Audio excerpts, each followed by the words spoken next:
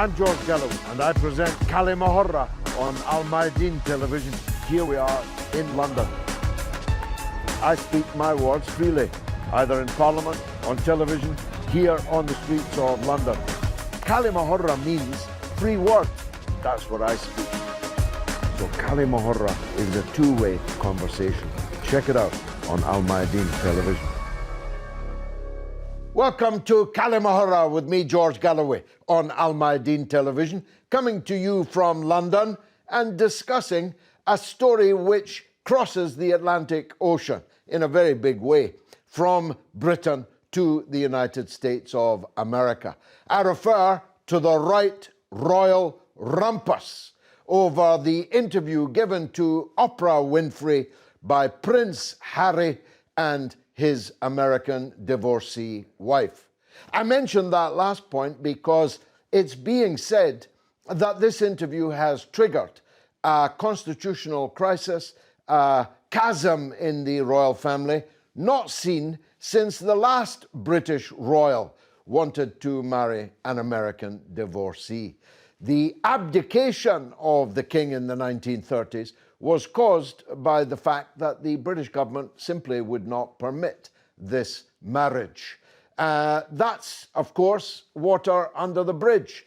Not only did the British government welcome the marriage between Meghan Markle, an American actress, and our own Prince Harry, the second son of the heir to the throne, Prince Charles, but we spent £40 million on their royal wedding.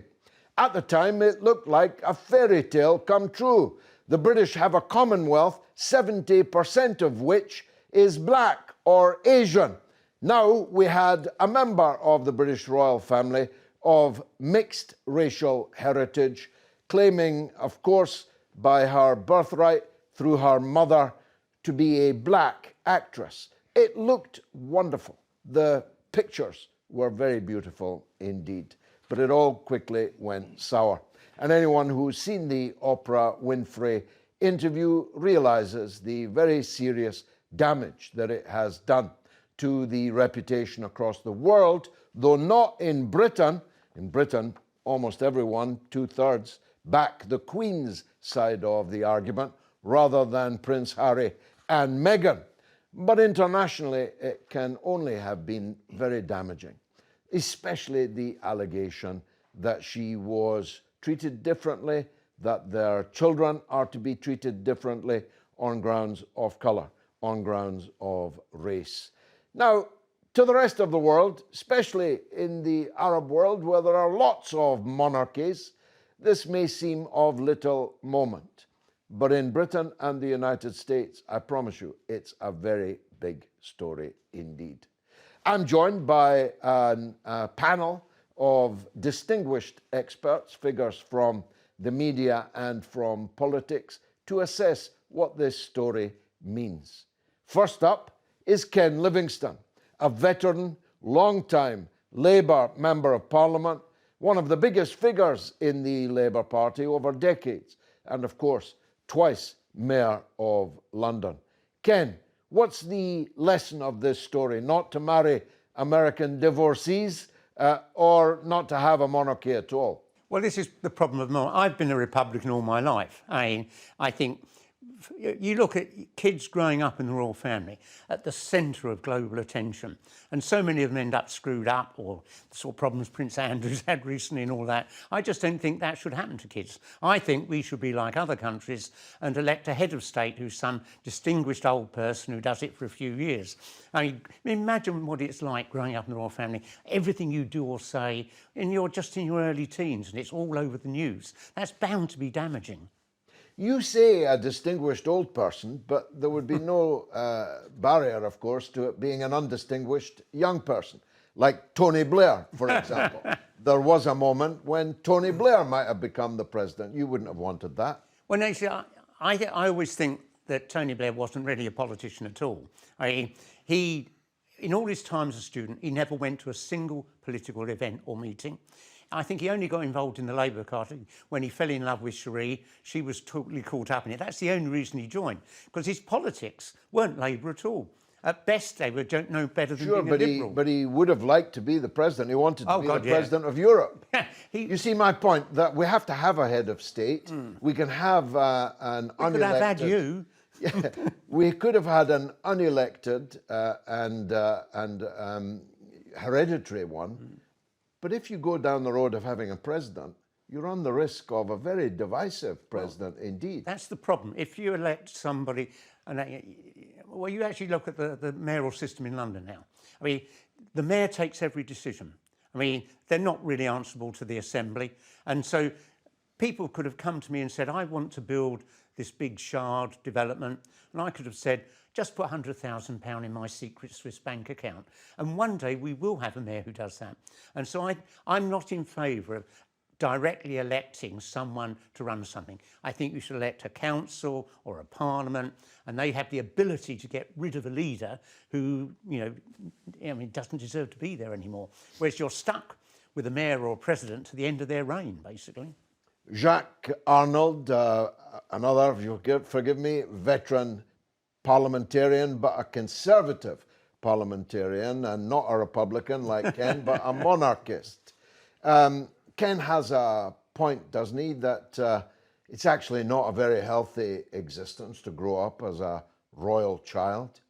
I think it does show the pressures that are put on that family, but significantly, they are born and brought up and know how to cope. Occasionally we get disasters, which we've seen, and the press have gone terribly excited. I think in this particular case, it's both a tragedy and a celebrity hoo-ha. The tragedy, of course, being the Prince himself, who showed himself to be very effective with his disabled servicemen's charities, his work. He served in the army, actually in wars. Exactly, and he seemed really good as a member of the royal family and looking ahead. The disaster occurred was when he came across this young lady. She is, throughout her life, very obviously determined to become a rich Californian celebrity, and she'll sacrifice anything, first her own family, and within a couple of years, the family into which she married, slinging all kind of accusations. The suggestion that the royal family is racist is absolutely remarkable when you think as far back as Queen Victoria and the Monarchy. And then you spread it forward. Did you notice the officer who laid the Queen's wreath at Westminster on Remembrance Sunday? A black officer in a top regiment serving the Queen as an ADC. The suggestion that the royal family is racist is just total nonsense. If you look at it over the years, it's been very, very clear. And one of the most significant things is during all the politicians' obsession with Europe over 50 years, the Queen quietly carried on excellent work with the Commonwealth, and thereby with a Commonwealth of many religions and many races. The overwhelming majority of British people highly respect the Queen, but she's extremely old. The question for monarchists like you is, are they going to be able to pull off a transition to Prince Charles and then his offspring, where accidents like the one you refer to, accidents of marriage, accidents of conduct, are likely severely to disrupt that transition? No, the transition is actually automatic. Plans have been prepared for a succession. A lot of dusting has gone down because we haven't had a succession since 1952.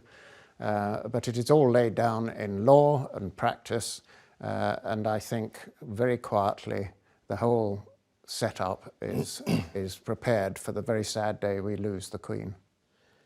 Dr. Marcus Papadopoulos, you're not a politician, you're a writer, an author, a commentator.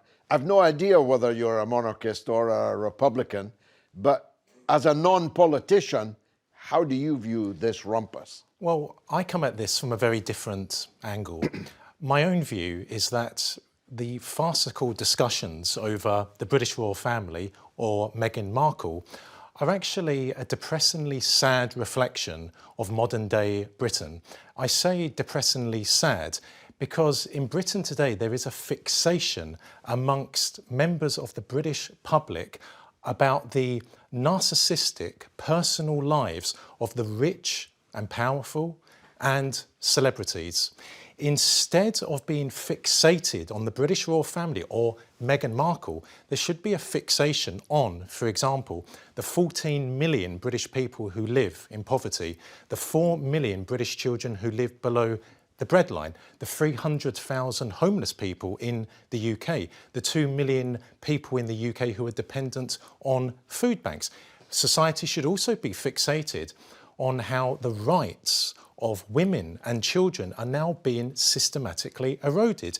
There should also be a fixation on how British culture and the British national identity are being eroded. But alas, the British public is more interested in the narcissistic personal lives of the rich and famous. And when it comes to Meghan Markle, she made a very serious allegation that the British royal family is racist. My own opinion is that she's not naive and she's certainly not dense. If she really had strong convictions and strong principles, then she would have had nothing to do with the British royal family in the first place. My view is that she saw an opportunity to kickstart her career, to achieve global fame, and she has played this beautifully. Well, look, I'll come back to you, Ken.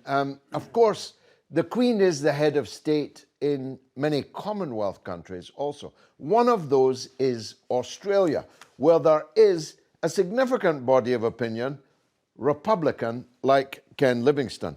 Alexandra Marshall is the young ambassador for the Australians for a Constitutional Monarchy movement. She's in Sydney, Australia. Let's hear what she has to say. Thank you very much for having it. It is a pleasure to be here.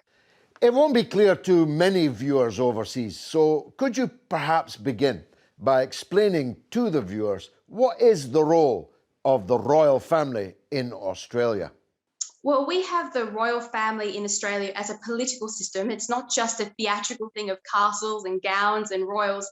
It's actually a political mechanism that we got from the birth of our nation and our parent nation, which is, of course, the British Empire. And so when Australia was federated, we made a choice to keep the constitutional monarchy that we have because Australian politicians believed that it was the most secure type of politics that we could possibly have. And so we decided to go down that role. And in Australia, basically, it's a similar way to how it works in the UK, except that our head of state isn't Australian, it's the Governor General. And so our politicians have, let's call it a safety net for democracy, whereas if they get a bit out of hand, which has happened once in the past, then the Governor General can dismiss a government and send the government back to election. And so I think in your term, it's the Queen, but in ours, it's the Governor General. Does it matter to most Australians whether the Queen or perhaps the King, soon to be, is the head of state? Well, so in Australia, we are predominantly a conservative nation. We have been since our federation. I think it's about 74% of the time we're governed by a conservative government. But the monarchy has been popular on both sides of politics as far as the voters go, if not the politicians, from the beginning. And it has nothing to do with whether or not we have a queen or a king. It has to do with the stability that Australians like to have in their government. So we don't particularly like the theatre of our politics. We don't like our politicians very much. We'd rather we never heard from them except for election. We don't sign up to the whole American show and dance they do. And so Australians see their monarchy as a protection and a system that keeps their politicians in check. And so they don't really mind what the monarchy does. They enjoy it. Sometimes they have more fun with the monarchy than at other times, but it's the political system that Australians value out of their monarchy. What was the effect of the Oprah interview on public perceptions about monarchy in Australia? Well, by all accounts, it's been quite a positive affair for the royals. We had Meghan Markle take her Hollywood version of royalty and pit it against the actual royalty.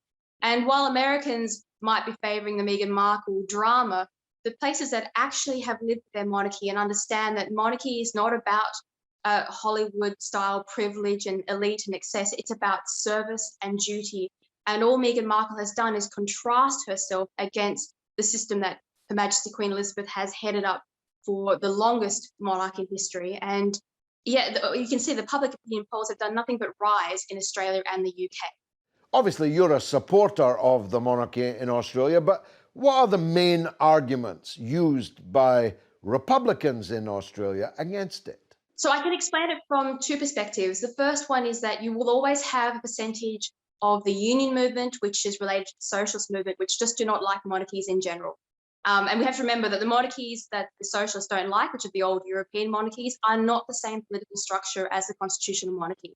And that is a big misunderstanding that we see even in Australian politics right now, is most people are politically illiterate when it comes to how our political systems work. But then, of course, we've got the group of Republicans who tried to bring about the referendum in 1999. And they are led by the exact same group of people who are trying to bring about the Republican debate this time around. It's the Malcolm Turnbulls of the world. And most of them are led by politicians who were kicked out of politics last time and now looking for another run around. And the line that they use to sell the popularity of a republic, which I think is what you're getting at, is the idea of an Australian head of state. Now, as I said before, we do have an Australian head of state, but the narrative on the ground is that we do not. And so that's where the confusion comes from. That's where a lot of support comes from. But when push comes to shove, as you saw in the last referendum, it was only Canberra, the home of politicians, that ended up voting in favour of it. And finally, what are your views on a referendum in Australia about the monarchy? And if there was one, what's your prediction of what the results would be? So it is possible we will have another referendum because, as I said, the same kids who were there last time are pushing and agitating for another referendum. So we might get it, particularly if we get a Labor government in the next election that's coming up. But if we did, all the polls on the ground and the sentiment that we're seeing online, even among the young who are becoming the largest voting base, they still like their monarchy as a whole, whether it's the idea of the royals, they like the new generation, or it's the understanding of the political certainty. Australia is still predominantly in favour of their monarchy, regardless of what the Republicans will say. So I would go, if I had to base it on a guess tomorrow, I would say we have a similar result to 1999. Ken Livingston, a fair bit of rewriting of history there. Australia existed before the British arrived, of course, and by one means or another got rid of most of the original Australians and kept the others in a rather can I tell you one really terrible state. thing? When we colonised Tasmania, the big island just to the south, the then British government paid the new settlers £5, this is 200 years ago, a lot of money, £5 for the head of every native brought in. And over the next few years, it was 100% genocide. Now, we're not taught that when we're at school, are we? All that's covered up. That's a fact, that every single Tasmanian was killed. Yeah. The same didn't exactly happen in Australia, but it's a pretty miserable story. But that young woman seems confident that that they'll win a referendum to continue the monarchy. Do you think, presumably on the demise of the current Queen, that there should be a referendum in Britain on whether to continue with monarchy? And if there was, what would the result of it be? Well, I think that's interesting because the Queen has served our country, and although I'm a Republican, I have a real respect for her. She's always put her country first. I was particularly surprised when Mrs Thatcher introduced the bill to abolish the Greater London Council. And I get a phone call from the palace saying the Queen would like to come and open the Thames Barrier. Thatcher was furious about that. So we know they didn't get on terribly well, the Queen and Thatcher. And so, I mean, I think if we had a referendum after the Queen's death, it could very well be, because I don't think Prince Charles is perceived in the same way as the Queen is. I think we could see a switch to having a republic, and certainly I'd be voting for that. Jacques, do you think there will be a referendum, should be a referendum? If there were, what would the result be? I don't think there should be a referendum. I think our system is quite fine. It is a matter for Parliament, not for a referendum, I think. In respect to Prince Charles, when the public look at him, they can see his absolute dedication to the role and following in his mother's footsteps in that way. And if just to look at Prince Charles, his wife, his elder son, throughout this pandemic, they have underlined yet again the value of having the monarchy as a rallying point and a simple point of saying thank you to those many millions who've gone the extra mile to care for people in the hospitals, emptying rubbish bins, the police, etc. You're confident of Prince Charles's popularity, but the opinion polling doesn't indicate that. There's a considerable gap between the standing of Prince Charles and the standing of his mother. He does seem something of an odd fellow to most British people, I think. No, I don't think so. I think the important difference is the Queen has been there as sovereign for all this long time. He has been the understudy and the heir waiting longer than any heir has in history. So it's very much a different thing. But when it comes to deciding, they will be looking at the new King Charles and the new Prince of Wales. And the new Prince of Wales and his wife have really impressed with their service, particularly during the COVID episode. Maybe they should skip Charles and go straight to this new Prince of Wales. More about this story. Yes, go on. On that, I think it would be extremely unfair to skip. You've got a case of the Duke and Duchess of Cambridge and their very young children. By skipping, we're putting the yoke and the load onto them very early in their family life, which will put the kind of pressures you were talking about on the children very much on theirs. That's exactly what happened to the Queen, of course, and you say she was a success. She coped. She became the Queen before I was born. Just imagine that. There'll be more on this story after the break, but we'll look more deeply at the issues of hereditary power also. Stay tuned.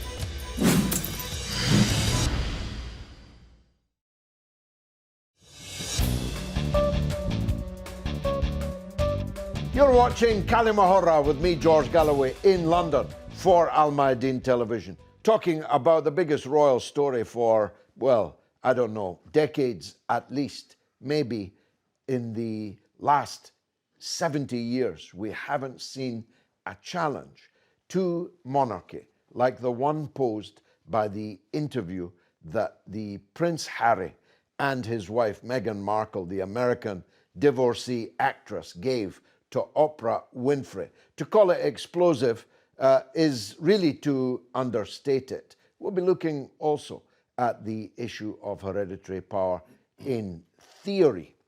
And it's that, Dr. Marcus, I want to ask you about. You heard from that young Australian woman, born long after the Queen came to power, the feeling that people have of continuity, of stability, of the national culture that you referred to earlier. There's something in that, isn't there? That presidents are here today, gone tomorrow. They might be bad eggs. They might just get in and no more. They might get up to mischief, interfering with the legislature and so on. Why not have monarchy? There are many countries in the world that do, including probably most of the countries watching this program. Well, let me show my cards, so to speak.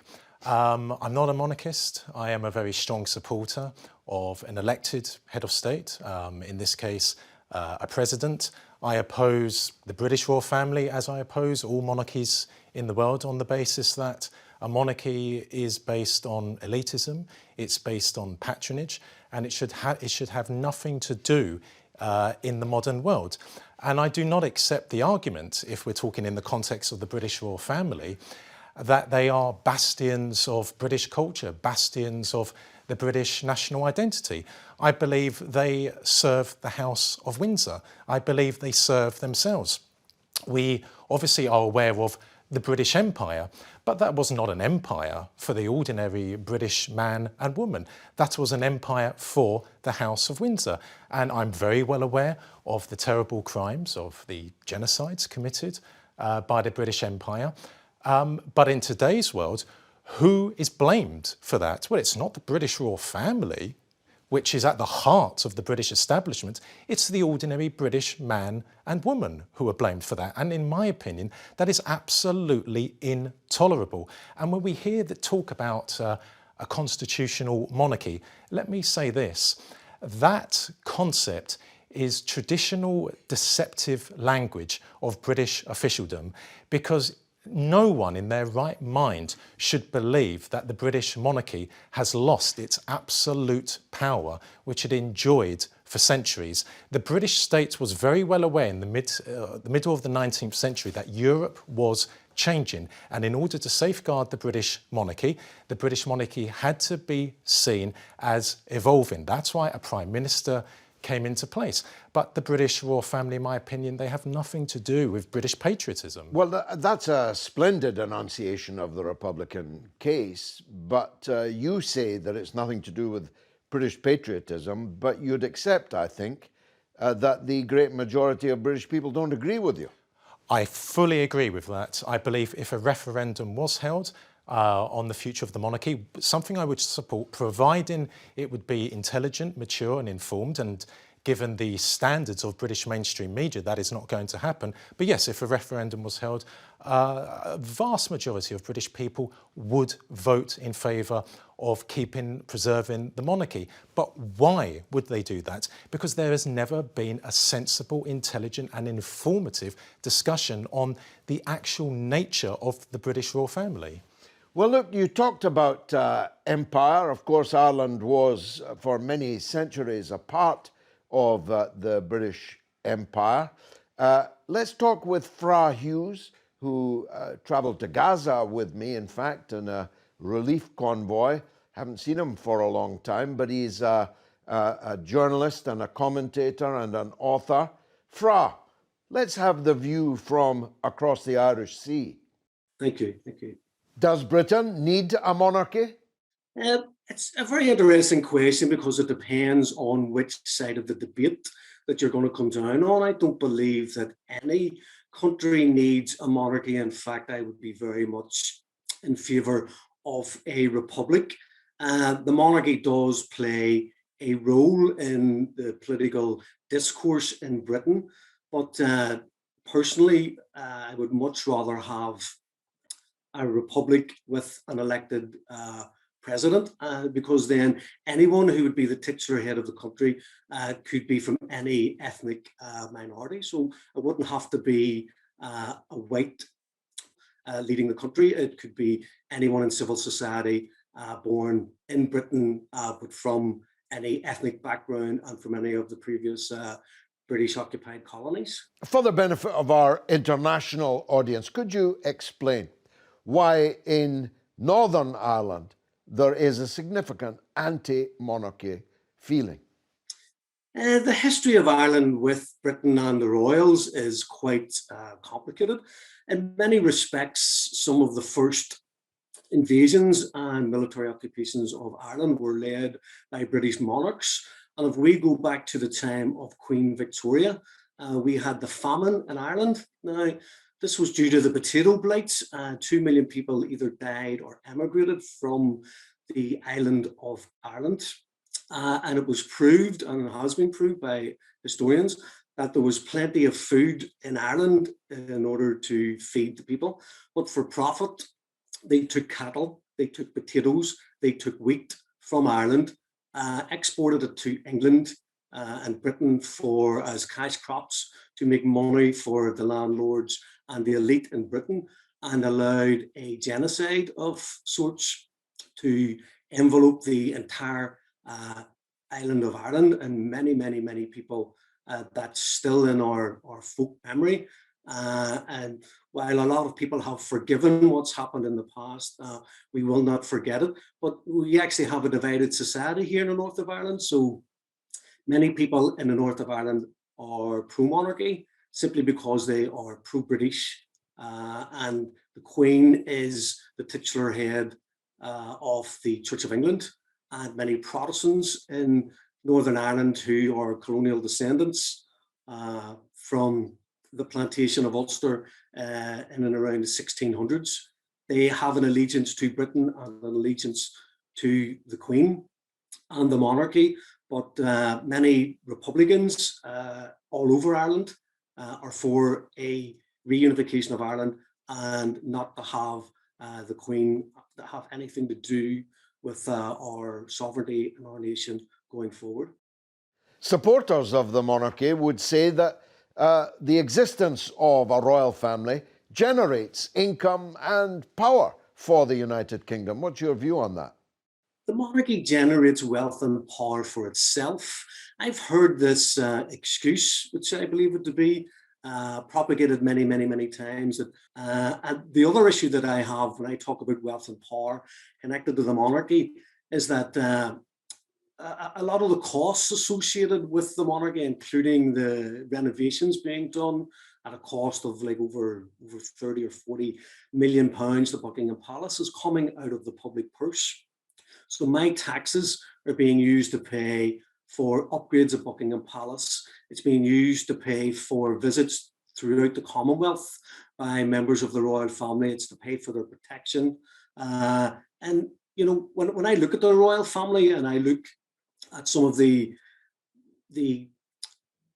people that they have associated with over the years, I mean, it's a very bad history of connections, maybe with Nazism in and around the Second World War. There's connections with Prince Andrew, questions over his relationship with Epstein.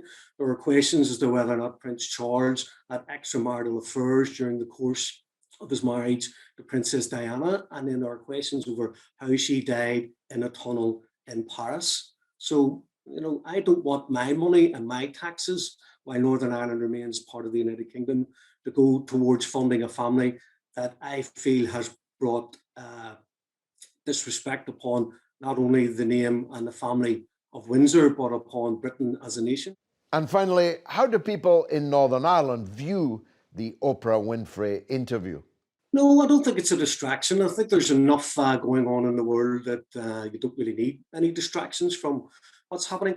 I personally feel that going by, you know, the interview itself and how Meghan Markle came across and Prince Harry came across, is that there must be continuing racism or a racist element to how she was treated within the royal family, and she's claimed that she was never really made to feel as welcome as some of the other people who married into the royal family. I personally think that Meghan Markle, while I can understand that she has an issue that she wanted to find some form of closure with, and if she couldn't get it with the royal family privately, I think she's trying to get that closure publicly and explain publicly why her and Harry have left Britain in order to base themselves in the United States of America.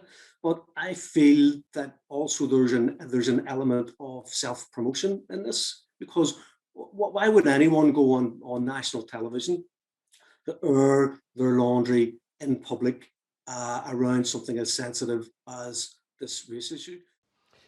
Jacques Arnold, the viewers won't know, so we must tell them that all three of us regularly had to swear allegiance to Her Majesty the Queen and all her heirs and successors, or we would not have been allowed to sit down in the Parliament to which we'd been elected.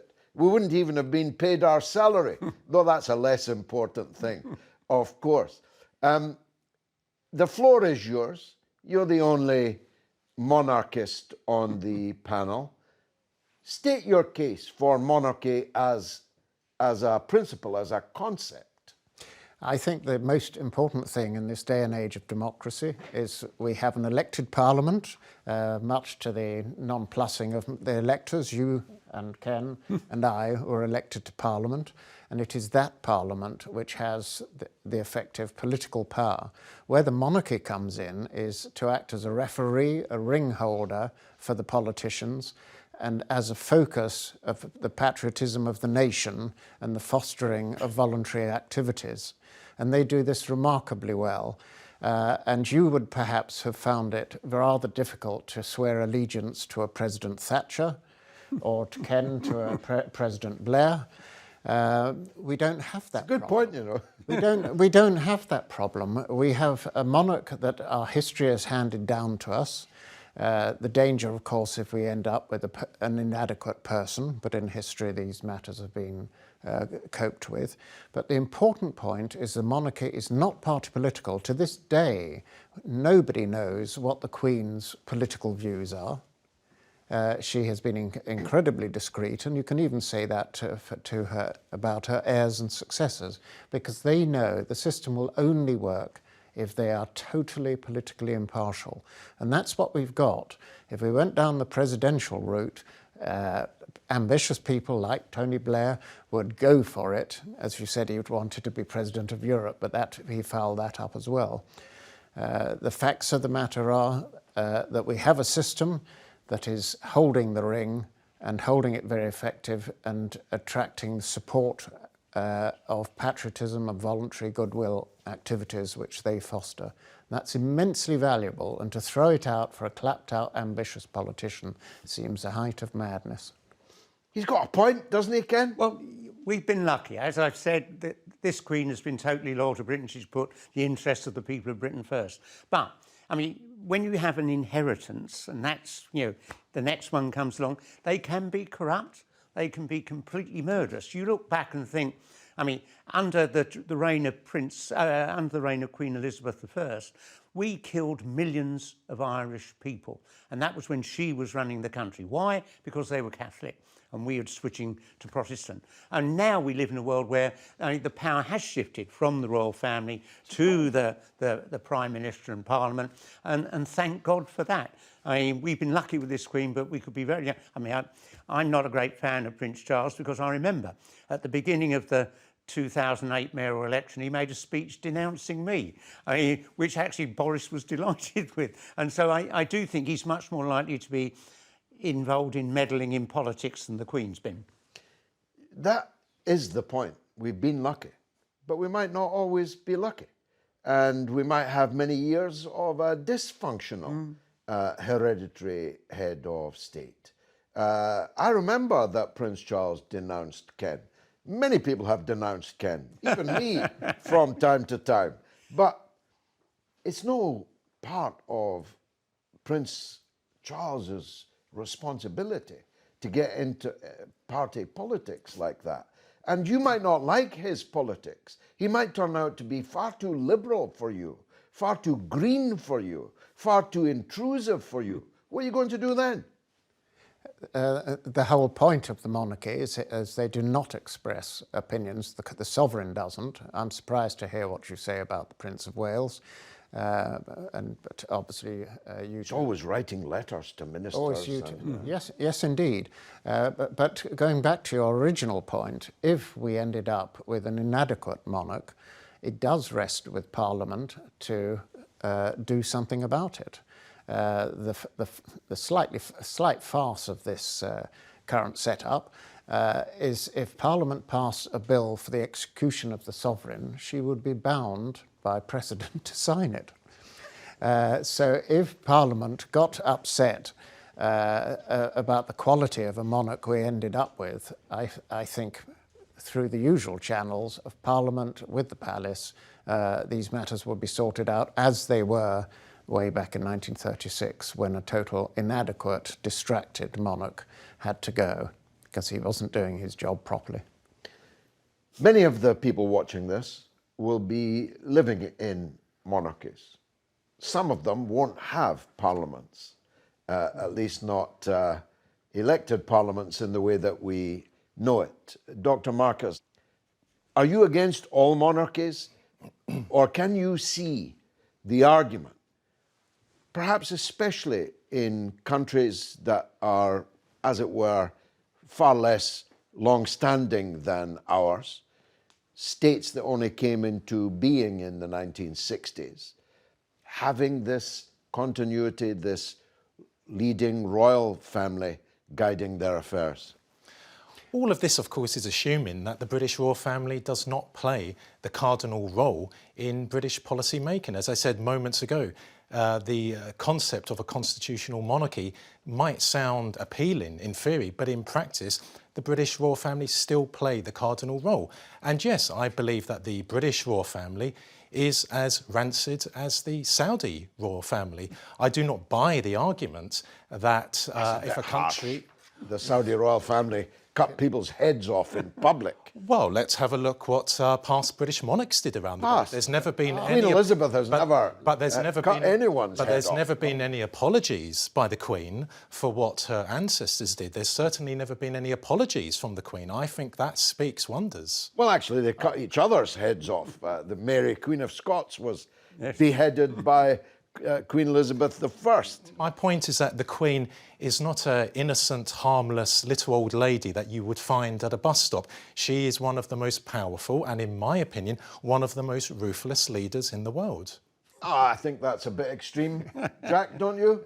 I'm afraid I'm a bit gobsmacked. Having served in the House of Commons, I know the buck stops there. We all watch politics and we can frequently see when the buck is not picked up with and run.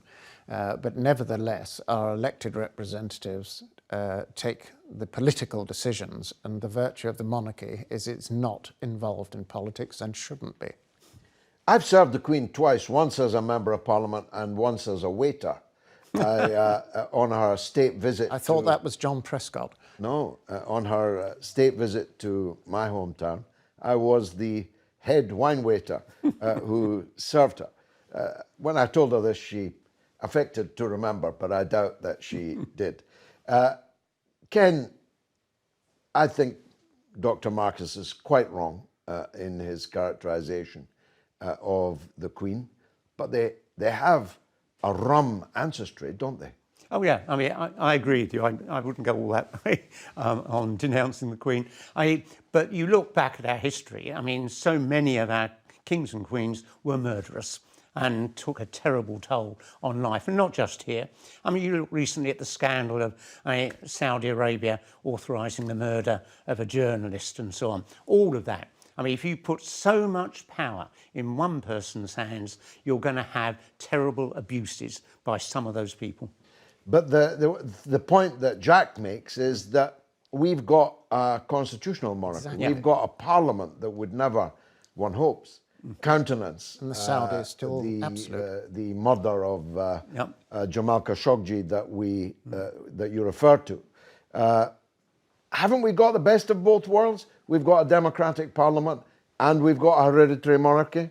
Yeah, I mean, we've been really lucky. We've been born and brought up in an amazing country where things got better all through our childhood. It didn't carry on quite like that under Thatcher and Blair. But the simple fact is, most other nations around the world are much more scary places to live than we are here. But that doesn't mean to say we shouldn't think forward to the fact, should we continue with such an outdated structure of an inherited head of state? Because you will one day get another nasty one. It is a bit childish, isn't it? Wouldn't you at least concede that's a bit Ruritarian? It's a bit fairy tale-ish that your head of state is determined by primogeniture in the beginning. I mean, if Princess Anne had been born before Prince Charles, she would not have become the monarch. But that is just the point. The monarchy is always evolving, always responding to public opinion and the way the country is going. That is why the order of succession rules were changed to give women parity with men in the succession. At every stage, Britain progresses and the monarchy progresses. There was talk about the murderous activity of some of her predecessors in centuries gone by. Undeniable. Yes, Shakespeare himself charted. Totally undeniable. It was a case of absolute monarchy, but it reflected what was done in those particular ages. It's very interesting to note that the monarchies headed into the First World War, those that were absolute and inflexible, broke, be it the Empire of Russia, of Germany, of Austria. And what happened to the British? They changed the name of their dynasty because, of course, they had a Germanic origin, and on they went, changing the laws and the practices in accordance with the age, ever more constitutional monarchy. And we have all served in Parliament under that constitutional monarchy, which, as I pointed out, could take drastic steps if necessary. Of course, the First World War didn't actually have to happen, because 3 of these kings were all grandsons of the British Queen Victoria. They could have sorted it all out. Two of them. The King of England and the Emperor of Germany. And what about the Russian? He was a cousin. A cousin, okay. 2 grandsons and a cousin. They could have sorted it out over Christmas dinner at Buckingham Palace, couldn't they, Ken? Absolutely. I mean, literally, when you look back, the implications of that, the millions and millions who died, it was bizarre. I mean, because it wasn't a great issue like the beginning of the Second World War was. I mean, that was one you had to fight because it's one of the greatest evils in human history. It's true that the royal families of absolutist countries are a different beast from a constitutional monarch. Exactly. I'm struggling with other examples. I suppose there's the Dutch have a constitutional monarchy, although one of the queens of the Netherlands married an SS officer, which wasn't the best PR. You're totally wrong. Am I? Yes, Prince Bernhard was no SS officer, if you're thinking of him, and maybe you're going back to Wilhelmina's cousin. I'm going back to the grandmother, I think. It was long before the Nazi regime at the time, anyway. Well, look, Or you're perhaps referring to Prince Bernhard, who was a minor German princeling, but he was not involved. he wasn't in the Nazi party? No, not in the slightest. He was a Dutchman by marriage, and rather like our own Duke of Edinburgh, who was a Greek prince, he was absolutely involved and loyal to his country of marriage.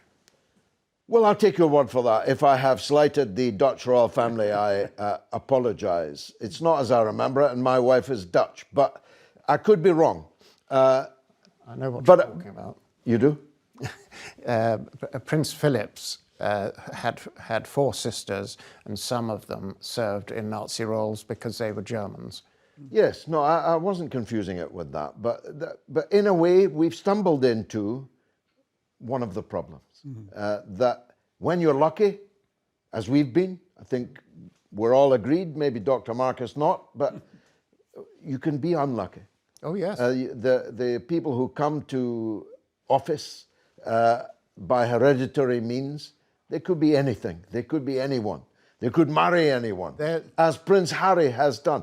Do you accept that Prince Harry has married unwisely, Ken?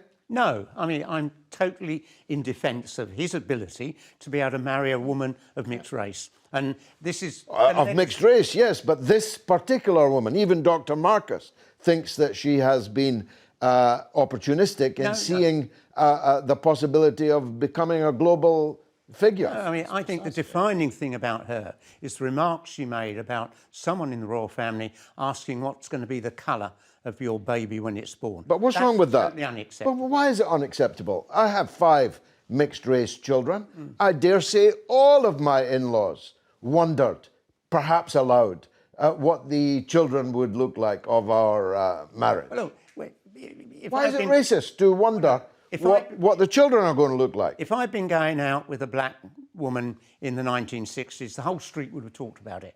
My grandchild now is of mixed race. No one's ever mentioned it at all. I think we have moved a lot, we've got a lot better as a nation. The racism that was endemic when I was growing up after the Second World War, where I would have thought the majority of people were racist. You had people saying, you know, a black person's brain is smaller than a white person's brain. Or people saying, we shouldn't allow any more black people to come here, even though they're part of our empire, all that. But we have dramatically improved. And I think, I mean, for politicians like us, you've got to keep fighting to push that on better, not just challenging racism, but homophobia and all the other unpleasantness. And you can. Last word to the monarchist. And you can briefly. You can do if you want to in Parliament. But as you were talking about the evolution of opinions in Britain and in those particular regards, just as much we've had evolution of our monarchy. And that is the most important point. that we have a monarchy that is above and separate from politics. Our monarchs don't have to go into politics to create a public interest in order to win themselves election to be monarch. And that is the greatest strength of the monarchy, provided they always remember their duty is to be politically impartial, keep well out of politics, and act as a rallying point for the nation and an encourager of voluntarism in this country. And we have a lot of wonderful voluntary organisations which the royal family are rather good at supporting. Well, that's our discussion on the British royal family. Your royal family, of course, might be quite different to all of this, better or worse. That's a matter for you. I've been George Galloway. This has been Kalima Horra for Alamayadeen Television. Thank you for watching.